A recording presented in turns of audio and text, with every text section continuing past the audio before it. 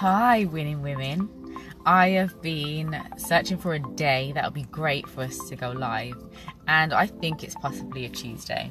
So I'm gonna put this out there and let you all know that this will be the day we go live. Now we'll work out a time, we'll work out all of that in due time, but while we're going through that, what I really need from you guys is to find out what we want to talk about. Now we talk about winning women in this group. What is winning women about? Winning women is about creating a space where we can celebrate the wins that we have and have cheerleaders around us to help us celebrate. I believe that we can create an environment that we can have to celebrate each other. We have a space where we can actually celebrate our wins, have a space where we can actually have a space to say what we're doing and how we're doing well. And this is what Winning Women is about. Getting to know other women that are on the same track or not the same track, but we're all on a track of improving ourselves. But just remember that micro wins and macro wins are just as important as each other. Actually, the smaller wins bring us up to the bigger wins. So what I wanted to share with you today is how and why we need to celebrate our micro wins. Hi Gillian, how are you? I hope you're well. So what is a micro win? A micro win is a small win that happens on the way to a massive win. So for example, you want to get a new job or buy a house or get a car or improve your health. Now the massive win is that feeling of health. That massive win is getting the house. That massive win is acquiring the car. What a micro win does is it fills us with the enthusiasm and the motivation to keep going.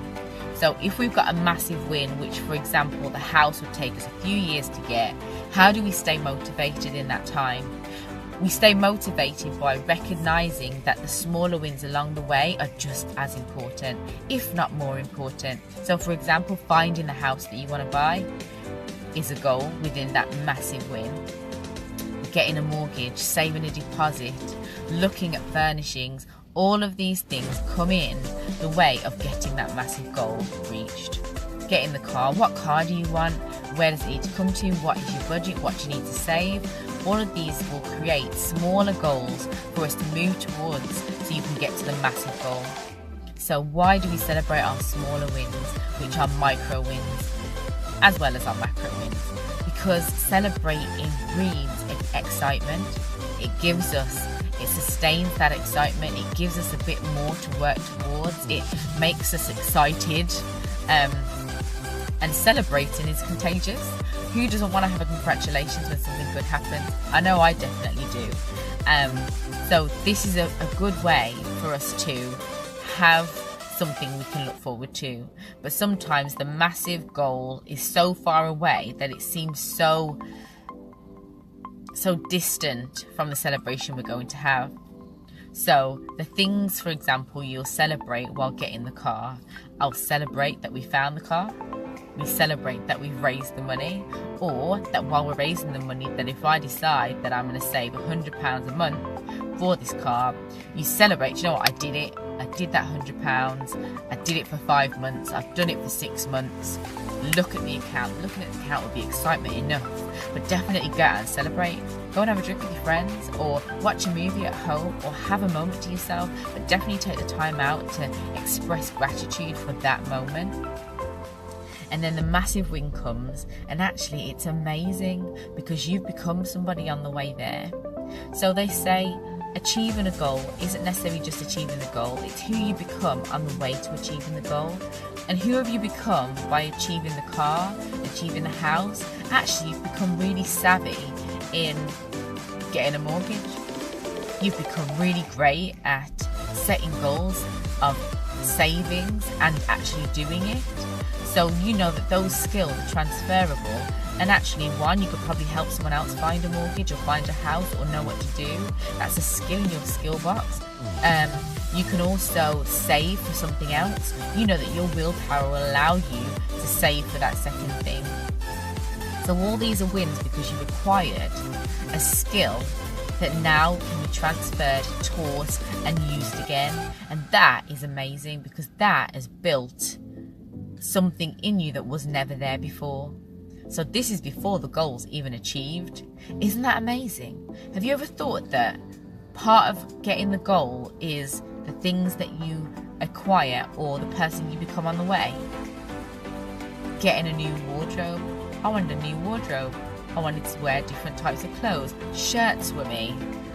So I got in touch with a image consultant and found out about body shapes and what body shapes do and what clothes look like on you and what will accentuate what and what will improve what. So therefore, in my conversations now, I can have conversations with women who said, I like how you dress. How did you come up with that? I can definitely tell them that, and there's some value in there for them as also.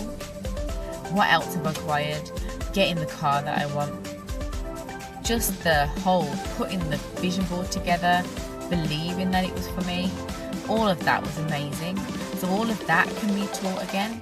So just remember that every micro goal that we celebrate on the way to our massive macro goal are skills in our skill box, our toolbox, to be transferred to another goal that we're going to go for, and also for talking or celebrating with our sisters, our other women, our other friends that are going after that same goal. You've acquired a skill now that is absolutely, what's the word? I would say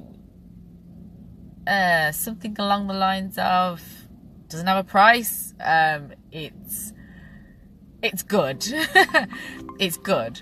And I feel that in that space, you become the person you want to become.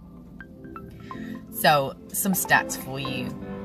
People that wanted to become millionaires, people that work for it or build the book from the bottom and build that understanding are more likely to acquire the money and keep it. So, I've heard a lot of statistics around lottery winners. So with lottery winners, they've won the money, and 9 out of 10 times that person is back to where they were, broke again, within 1 to 3 years, because of their thermostat, just because of their belief system, because something in them didn't change. So what happens when we set a goal is something in us changes, something in us develops that wasn't there before. So I'll leave you with this. Set your goals, be very clear about your goals, and set your mini goals, meaning your micro goals, which are the steps you need to take to get to the macro goal, and therefore clear spots for where you need to celebrate, and decide how you want to celebrate. How would you like to celebrate getting to the third step of that goal, of that route to your goal? How would you want to celebrate that? Decide. These things are important, and we're women by all means. We do love pretty things. We love to celebrate ourselves. We love to look after ourselves. So why should it be any different when we're setting our goals, and why should it be any different when we're achieving our goals? So I'll leave you with that today on Live Tuesday, and I'll see you next Tuesday. Bye.